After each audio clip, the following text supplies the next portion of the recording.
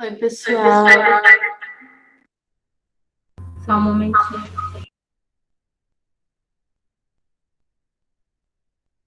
Esqueci de desligar o som do notebook. Mas, enfim.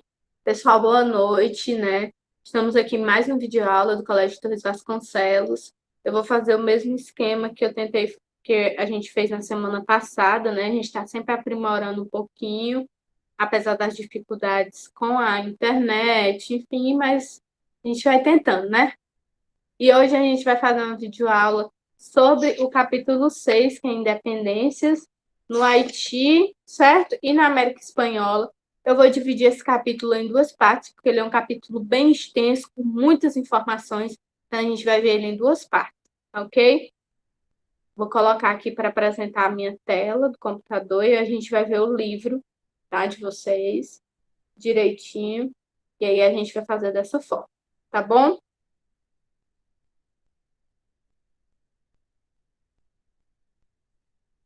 Pronto, olha só. Aí está o começo do capítulo, tá? As independências no Haiti, na América Espanhola. Tá aí a continuação, ó. Dê uma olhada depois nessas imagens. E a gente vai para esse daqui, independência do Haiti, tá? Inicialmente, pertencendo à Espanha, a parte oeste da ilha de São Domingos, tá?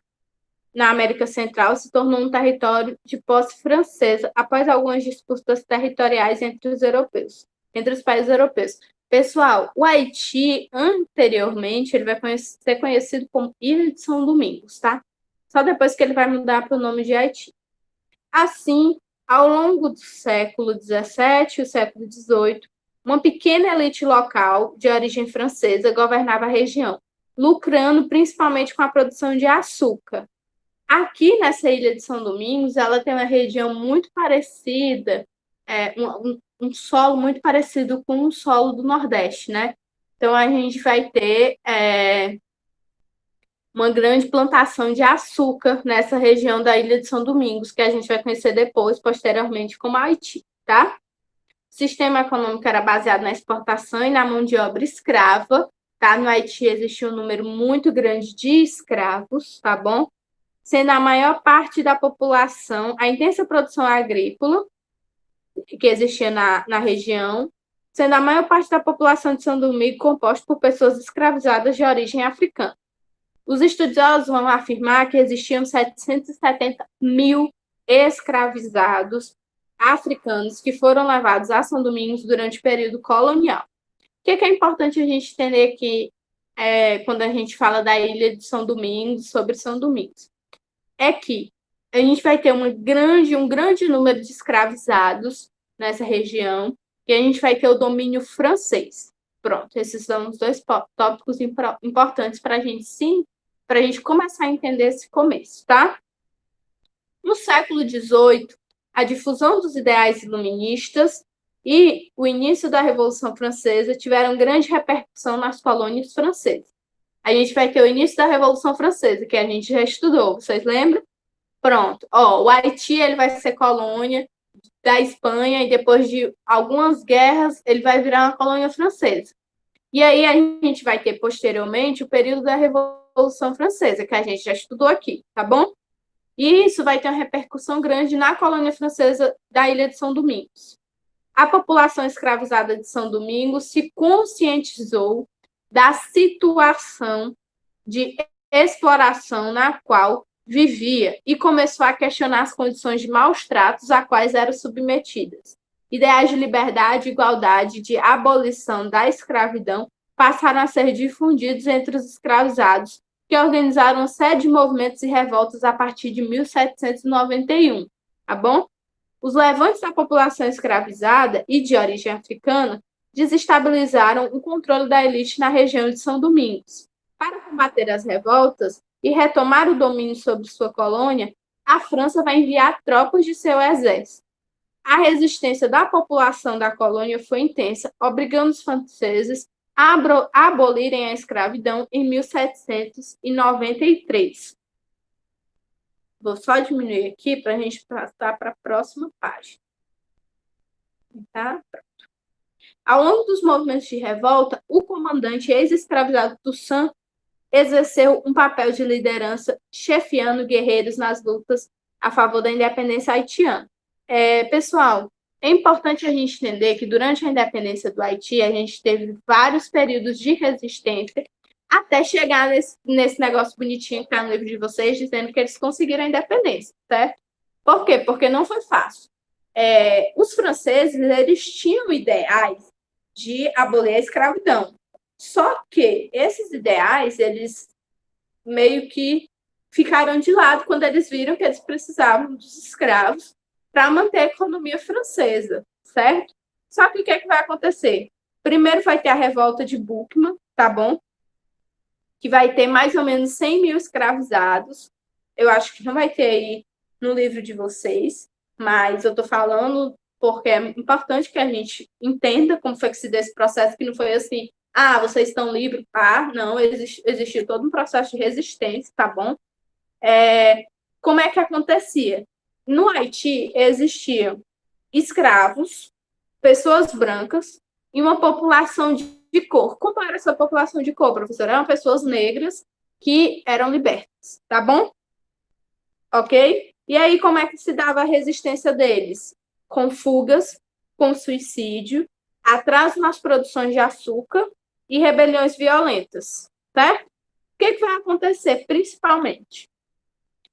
Vou falar aqui para vocês rapidinho. Na revolta de Boukman, os líderes religiosos, eles vão ser, e as lideranças, eles vão ser mortos, queimados e suas cabeças vão ser cortadas. Disso daí vai sobrar cerca de 20 mil escravizados, que eles vão ter uma espécie de guerrilha, tá bom? Dessa guerrilha, no dia 15 de março de 1792, vai ter um novo decreto onde homens livres podem votar, certo?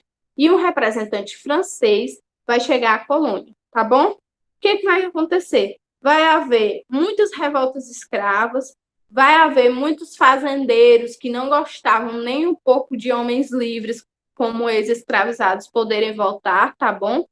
E vai haver o Toussaint, que era um general habilidoso, tá ok?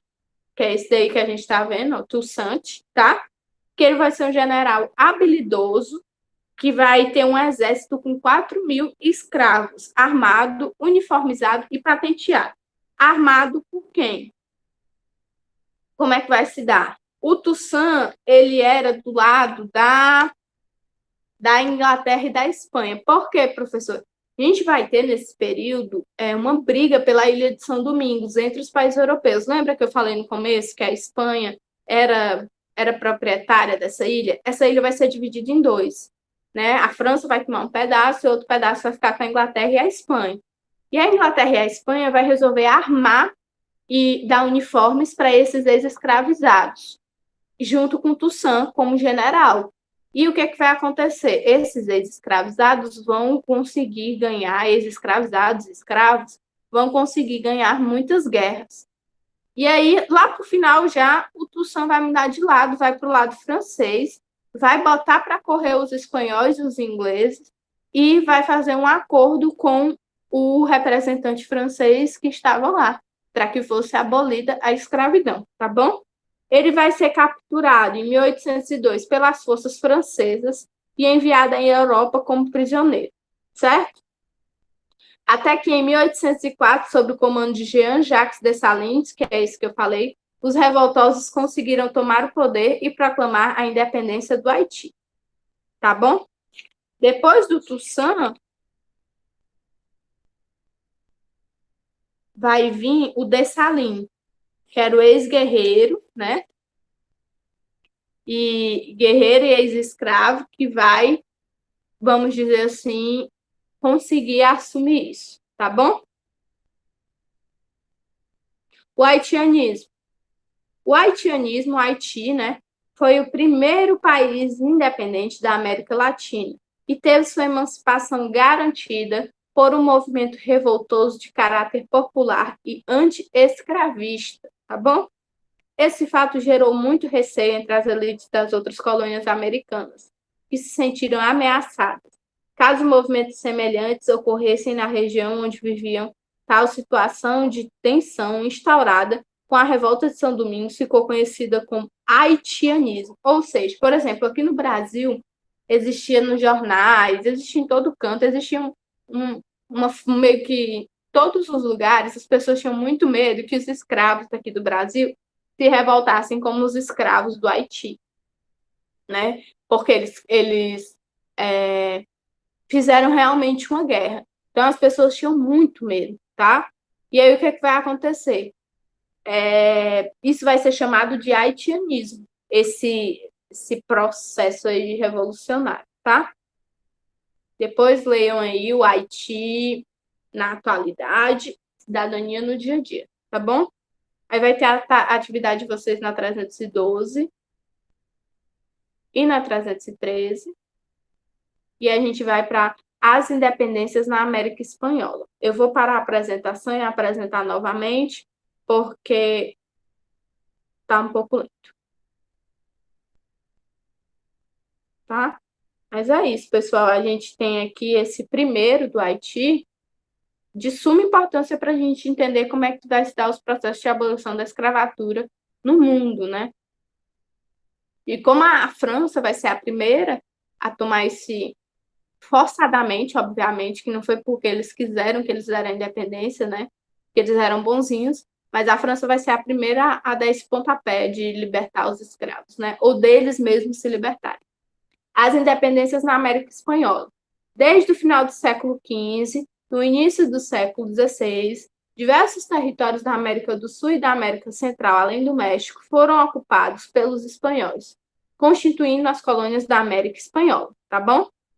Ao longo dos anos, o surgimento de uma forte elite colonial de descendência espanhola, ou seja, os crioulos, e aí com crioulos eu quero que vocês tentem desassociar com o que a gente entende como crioulo, tá bom? Quero que vocês lembrem que os crioulos, eles eram espanhóis nascidos na América, filhos de espanhóis que nasciam na América, que almejavam uma maior autonomia política e influência dos ideais luministas, provocando alguns movimentos que defendiam a independência das colônias espanholas. Lembra que eu falei para vocês sobre o iluminismo, que o iluminismo mais para frente vai incentivar várias independências no mundo em todo? Pronto, no mundo todo? Pronto, é essa a ideia. Na Europa, em meados do século XVIII, a Espanha era uma monarquia liderada pela dinastia dos Borbons. Nesse governo foram empreendidas muitas reformas políticas e econômicas, que repercutiram em todo o território colonial espanhol. Os reis Borbons aprovaram medidas que liberaram, pouco a pouco, o comércio nas colônias, acabando com o exclusivo comercial, ou seja, a Espanha aquela região só podia comercializar com a Espanha, né, por exemplo, ok?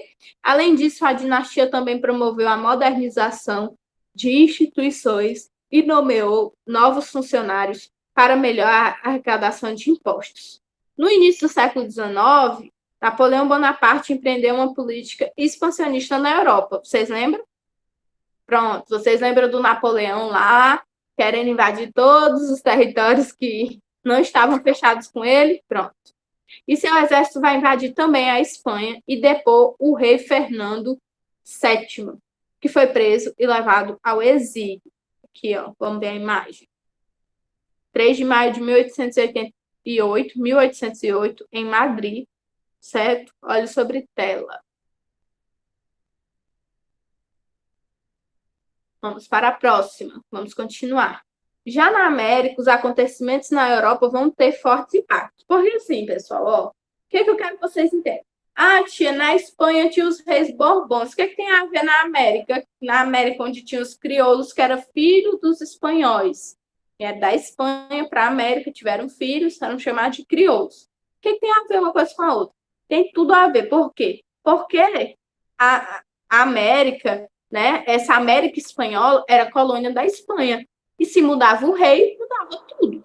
Então, querendo ou não, o Napoleão Bonaparte ter invadido a Espanha teve consequências, sim, também aqui na América, tá? Os acontecimentos na Europa tiveram fortes impactos nos territórios coloniais. O fim do exclusivo comercial proporcionou uma ampliação da atividade comercial, tá? Entre as elites locais americanas, o que facilitou a aquisição no lucro. As políticas napoleônicas que depuseram o rei espanhol fizeram surgir entre os crioulos maior autonomia política. Essa elite criou as juntas governativas, instituições que serviram para o autogoverno das colônias. Com o tempo, a ascensão das elites foi cada vez maior e sua insatisfação com o domínio espanhol também. Esse contexto culminou em uma série de movimentos na América Espanhola que gerou sua independência. Olha só que legal. A gente vai ter uma elite, né, na América Espanhola, e assim, a América Espanhola eram vários territórios que a Espanha ocupou da América, que a Espanha não tinha. Era a parte da América do Norte, né, que era da Inglaterra, que ficou independente, e o Brasil. O resto era tudo deles. Então, essa elite que existia lá no local é essa elite que vai, vamos dizer assim, se revoltar contra a Europa, contra o rei espanhol. Quero mostrar bem assim no detalhe esse mapa para vocês, tá? Olha só, a gente tem o México, que vai ser colônia da Espanha. A gente tem, vamos lá,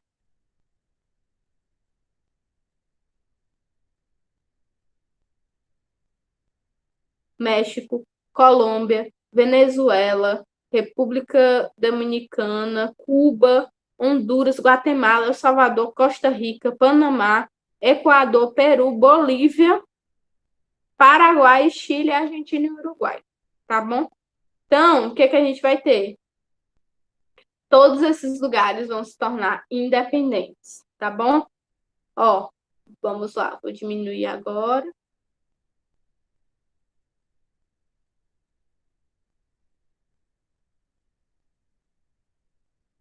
Movimento de Tupac Amaru, na página 317. Pessoal, eu vou dividir esse capítulo, tá? A gente vai ver hoje só até a 318, tá bom? Vou continuar, obviamente. Mas a gente vai ver hoje só até a 318, por quê? Porque são muitas informações, né? A gente já viu a independência do Haiti, a gente vai ver um pedaço da independência na América Espanhola, tá bom? Vamos ver esse do Tupac Amaru e a independência da Venezuela. Na próxima aula, a gente vai fazer correção dessas atividades. Na outra, a gente vai continuar com a independência da Argentina, do Paraguai, o pan-americanismo, tá? Independência do México e a independência de Cuba, ok? Então, vamos para o movimento de Tupac Amaru II. Vamos lá. Na região do vice-reino do Peru, ocorreu um dos primeiros movimentos populares contra o domínio espanhol, incentivado pelas péssimas condições de vida das pessoas mais pobres que viviam na América Espanhola. Em 1780, o movimento popular de revolta liderado pelo indígena José Gabriel Tupac Amaru, conhecido como Tupac Amaru II no vice-reino do Peru, teve grandes repercussões. Os revoltosos ocuparam algumas aldeias e empreenderam ataques a chefes políticos locais com exploração da mão de obra indígena, tá? A violência empregada pelos revoltosos nesses ataques, porém, afastou a participação da elite crioula que buscava a manutenção de seus privilégios. O que vai acontecer? O que a elite crioula queria? Ela queria a independência, mas uma independência onde ela continuasse sendo elite e continuasse explorando a mão de obra das pessoas mais pobres. O que o Tupac queria? O Tupac queria deixar todo mundo independente, né? Pegar esses líderes, essa elite, tirar ela do poder e, vamos dizer assim, tentar promover uma espécie de igualdade, de igualdade, né? Obviamente, essa elite não gostou nem um pouco desse movimento, né? Olha, ó. Diante do colonialismo espanhol e a aristocracia branca, Tupac Amaru propôs um programa que se pode resumir em 3 pontos centrais: a expulsão dos espanhóis, com a abolição de toda essa organização administrativa, ou seja, bota os espanhóis para correr e tudo que eles criaram aqui em sentido administrativo. 2, a restituição do Império Incaico, que deveria ser restaurado, tendo à frente os descendentes da aristocracia Inca, então a restituição do Império Inca E o 3, a introdução de transformações substanciais na estrutura econômica, entre elas a supressão da mita indígena e a liberdade do comércio. Certo? O que era a mita indígena? Relação de trabalho em um grupo de indígenas é selecionado para trabalhar de modo temporário e forçado. Como é que se dava isso, professora? Era assim, a mita, pessoal, era uma espécie de trabalho forçado que os indígenas faziam. Como era? Ele, por exemplo, a elite ia lá, né, os espanhóis iam lá naquela aldeia e escolhia alguns homens para trabalhar forçadamente de forma temporária, ou seja, por algum tempo. Tá bom? Se eles sobrevivessem, eles voltavam. Porque normalmente era para trabalhar em extração de ouro, de prata, e é um processo bem cruel. Tá bom? Vamos para a última, independência da Venezuela. Na independência da Venezuela, desde 1777, a região, onde hoje é a Venezuela, constituía uma capitania vinculada ao governo da Espanha também. Tá bom? Nesse território era realizada a produção agrícola, principalmente a de cacau, tá? Voltada à exportação e com base no trabalho escravizado. Vocês sabem que o cacau vai ser descoberto na região da América e quando foi descoberto foi uma febre, porque o cacau só tinha aqui mesmo, tá bom? Nas nossas florestas. O processo de independência teve início com alguns desdobramentos e acontecimentos ocorridos na própria Espanha. Vamos ver o que foi. Quando Napoleão vai depor o rei espanhol, aquele lá, tá? Vai sair do poder, o militar Vicente Emparan foi nomeado governador da região venezuelana. No entanto, parte da população e da elite crioula na cidade de Caracas não reconheceu o governo, estabelecendo em 1810 uma junta governativa, né, que era uma espécie de governo próprio, local para administrar a região. Tem início, então, o processo de independência da Venezuela. As pessoas que participavam do governo estabelecido após o movimento em 1810 não apresentavam os mesmos interesses políticos. Após diversos debates, tá bom? Em que se tentava discutir o futuro do governo, as ideias de independência política cresceram e ganharam mais adeptos. Em julho de 1811 foi aprovada a Declaração da Independência da Venezuela, tá bom? E meses depois, uma constituição para o país. A independência, contudo, não foi aceita pela Espanha, que enviou tropas, obviamente, para combater os rebeldes em 1812. Um grande terremoto na Venezuela complicou a situação, pois muitas pessoas morreram em Caracas e ficou bastante destruída. Ao longo dos anos, foram empreendidas diversas batalhas que tiveram como líderes o militar Francisco de Miranda e Simão Bolívar, tá? Em 1821, houve a vitória final dos rebeldes na Batalha de Carabobo, que finalmente garantiu a independência do país. Olha só, na Venezuela a gente tem um processo um pouco diferente, né? Porque a gente tem a Espanha ali dominando a Venezuela, tentando combater o processo de independência, como foi lá no Haiti, a França tentando combater esse processo de independência, mas, apesar de eles ficarem enfraquecidos por causa do terremoto, eles conseguiram ganhar, principalmente com a ajuda do Francisco Miranda e do Simão Bolívar, que a gente, um pouquinho mais para frente, a gente vai ver um pouco melhor sobre ele, tá bom? Vou colocar aí no box, na caixa do box, as atividades que vocês vão ter que fazer, tá bom? Na próxima semana a gente vai fazer a correção das atividades e na outra a gente vai continuar esse capítulo. É isso, pessoal. Gostaria de agradecer, dizer que, como sempre, estou com saudade de vocês. E fiquem bem, se cuidem e a gente vai se ver logo, logo. Tchau, tchau.